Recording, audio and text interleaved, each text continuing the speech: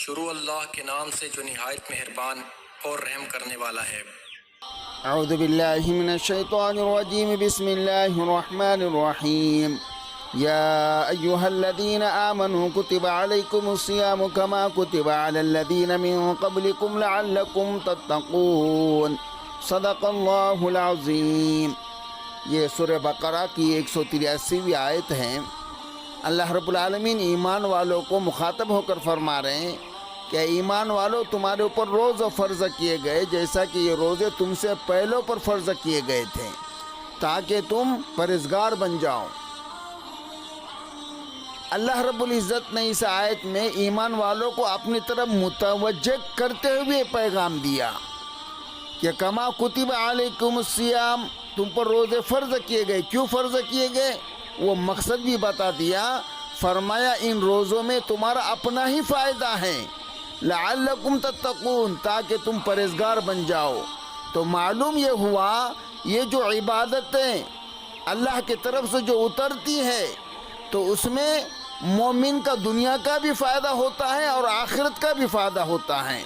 تو یہاں پر کہا لعلکم تتقون، تم پرہیزگار بن جاؤ۔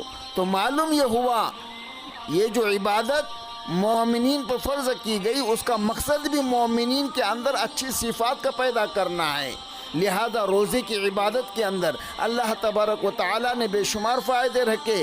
اس میں روحانی فائدے بھی ہیں، اخلاقی فائدے بھی ہیں اور جسمانی فائدے بھی ہیں، جس میں سے 2-3 فائدے میں آپ کو بتاتا ہوں کہ روزے کے اندر اللہ رب العالمین نے دنیاوی فائدے رکھے ہیں، یعنی جسم کا بھی فائدہ ہے، روحانیت تو ہے ہی ہے، لیکن جو روزے رکھتا ہے اللہ رب العالمین جسمانی بیماریوں سے بھی اس کی حفاظت فرماتے ہیں۔ روزہ اور روحانی ترقی، روزے کا ایک بڑا فائدہ یہ ہے کہ انسان کو روحانی ترقی نصیب ہوتی ہے۔ انسان دراصل 2 چیزوں سے بنا ہے، ایک روح اور دوسرا جسم۔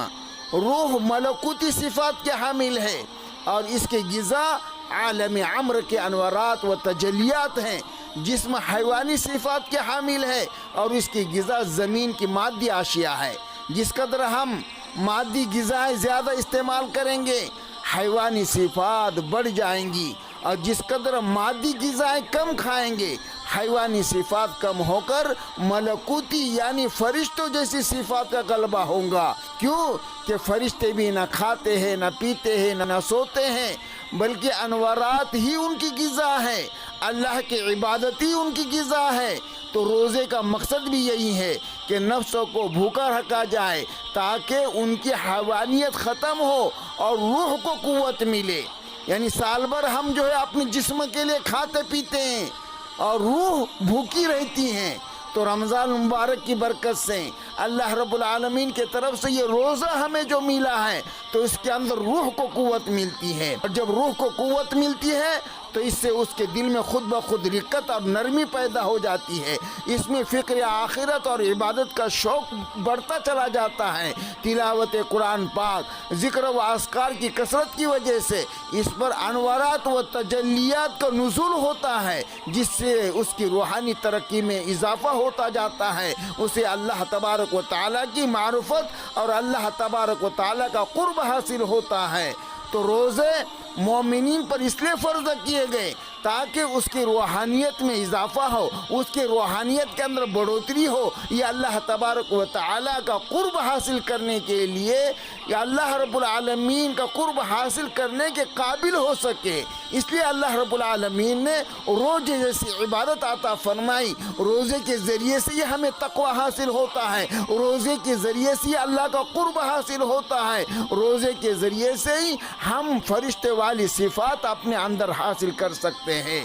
تو یہ روزہ یہ روحانی ترقی کے ساتھ ساتھ میں اللہ رب العالمین نے اس کے اندر دنیاوی بھی ترقی عطا فرمائی۔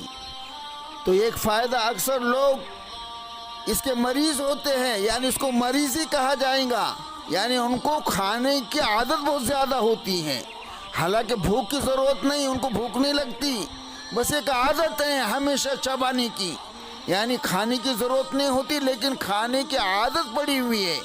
کئی لوگوں کو ہم نے ایسا دیکھا ہے کہ کہ جن کو پتہ ہی نہیں ہوتا کہ بھوک ہوتی کیا چیز ہے، جب چاہا کھا لیا، جب چاہا پی لیا۔ رمضان المبارک میں روزہ رکھنے سے ان کو بھی پتہ لگ جاتا ہے کہ بھوک کیا چیز ہے، بھوک سے ان کی واقفیت ہو جاتی ہے، بھوک سے ان کی پہچان ہو جاتی ہے۔ تو دین اسلام میں کتنا پیارا یہ قاعدہ بنا لیا ہے کہ سال میں 1 مہینہ تم روزے رکھو، اس سے کیا ہوگا؟ وہ لوگ جو من پسند روز کھاتے ہیں انہیں بھی پتہ لگے گا کہ جب پیٹ کے اندر کچھ نہ جائے تو بندے کی حالت کیا ہوتی ہے۔ آج اکثر لوگ من پسند کھاتے ہیں، مانگنے والا بھی آج کے دور میں روٹی نہیں مانگتا۔ مانگنے والوں کو روٹی دے تو وہ انکار کر دیں گا، کہیں گا مجھے روٹی کی ضرورت نہیں ہے، مجھے 5-10 روپیہ دیجئے، کیونکہ بھوکوں کا احساس ہی نہیں ہے، بھوک کا مزہ، بھوک کی لذت۔ ایک مرتبہ حضرت باز یزید بستامی رحمت اللہ علیہ ایک مرتبہ بھوک کے فضائل بیان کر رہے تھے کہ بھوک کے یہ فائدے ہیں، بھوک کے یہ فائدے ہیں۔ تو کسی نے کہا حضرت کہ بھوک کے بھی کوئی فضائل ہوتے ہیں؟ فرمایا ہاں، اگر فرعون کو بھوک ملتی تو وہ کبھی بھی خدا کا دعویٰ نہ کرتا۔ اس نے خدا کا دعویٰ ہی اس لیے کیا تھا کہ اس کا پیٹ بھرا ہوا تھا۔